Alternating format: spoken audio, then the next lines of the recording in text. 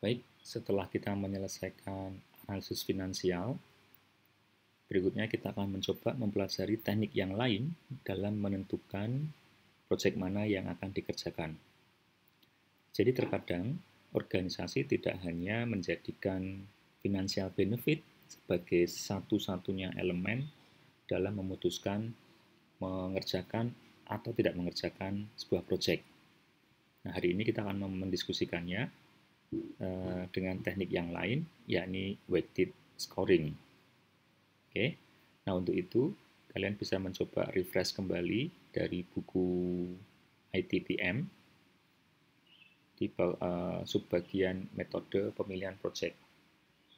Oke, nah sebagaimana sudah kita jelaskan sebelumnya, bahwa terdapat 5 teknik dalam memilih proyek.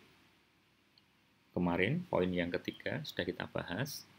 Nah, sekarang kita akan membahas menggunakan weighted scoring model.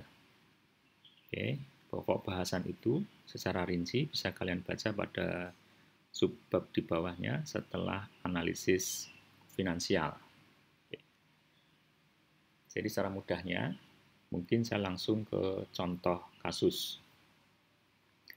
Sudah saya sediakan satu buah template di sini. Nah, ini nanti akan kita kaitkan dengan penjelasan penentuan pemilihan proyek. Jadi mudahnya seperti ini. Terkadang organisasi tidak hanya melulu mengejar benefit. Ada sejumlah aspek yang menjadi perhatian bagi organisasi. Nah, aspek-aspek ini tentunya perlu dijadikan sebagai bahan pertimbangan dalam mengambil keputusan.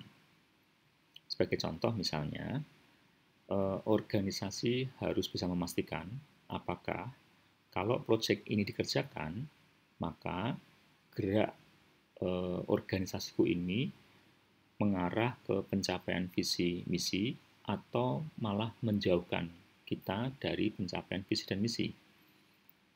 Maka untuk itu mungkin kita bisa mendiskusikan untuk menentukan kriteria apa saja yang menjadi bahan pertimbangan. Finansial mungkin menjadi salah satu kriteria dalam menentukan keputusan tersebut. Namun tentunya, seperti tadi yang saya sampaikan, bukan menjadi satu-satunya elemen. Jadi yang pertama misalnya, kita bisa diskusikan dengan organisasi, kita meletakkan target bahwa kesesuaian dengan visi dan misi merupakan satu kriteria penting dalam menentukan keputusan mengambil atau tidak sebuah proyek. Nah, setelah itu mungkin akan ada beberapa kriteria yang lain. Misalnya, kira-kira kalau proyek ini dikerjakan, apakah akan ada continuity? Apakah akan ada kepastian proyek ini nanti akan berkelanjutan?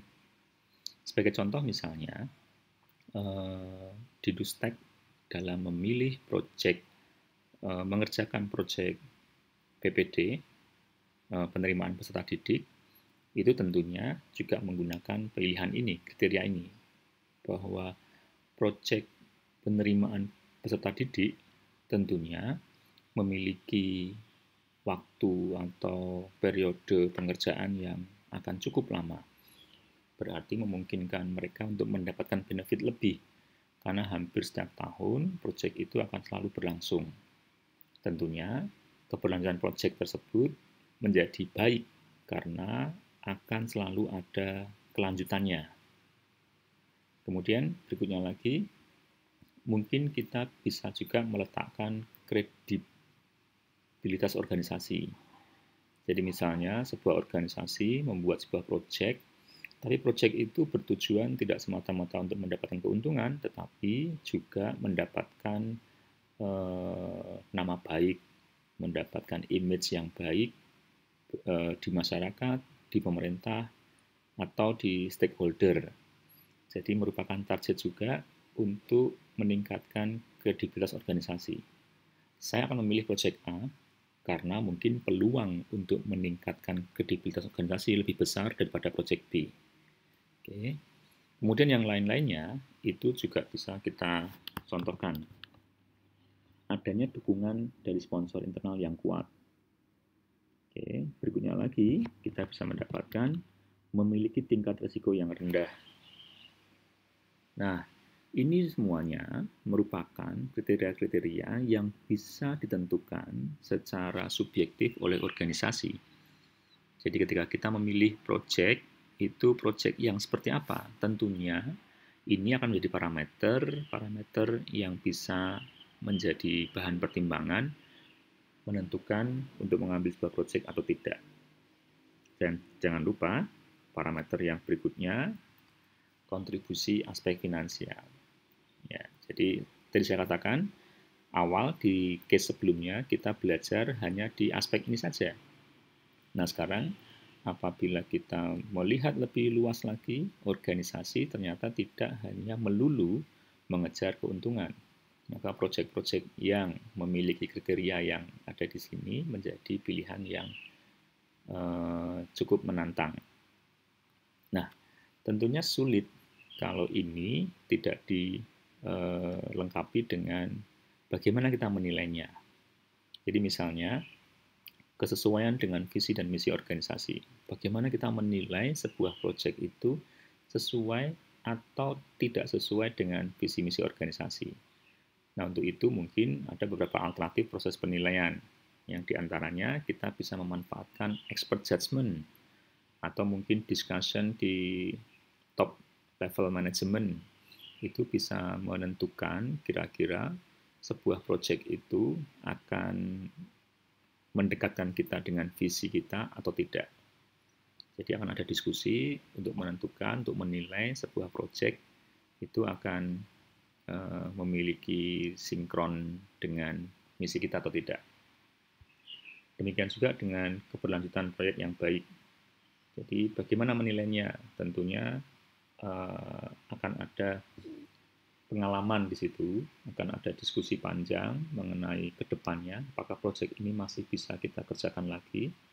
Nah, hal-hal seperti itu tentunya perlu diskusi yang cukup detail untuk kemudian memberikan nilai apakah proyek A itu memiliki keberlanjutan yang baik atau kurang baik. Dan selanjutnya, jadi sejumlah proses penilaian bisa kita pilih, bisa kita gunakan untuk menentukan berapa kira-kira level yang dimiliki di tiap-tiap kriteria.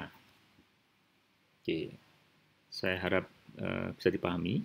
Jadi ini adalah kriterianya dan ini adalah proses penilaiannya.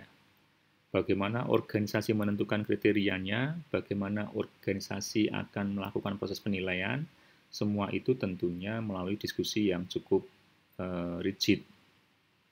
Jadi ini menentukan formula bagaimana nanti saya akan memilih sebuah proyek.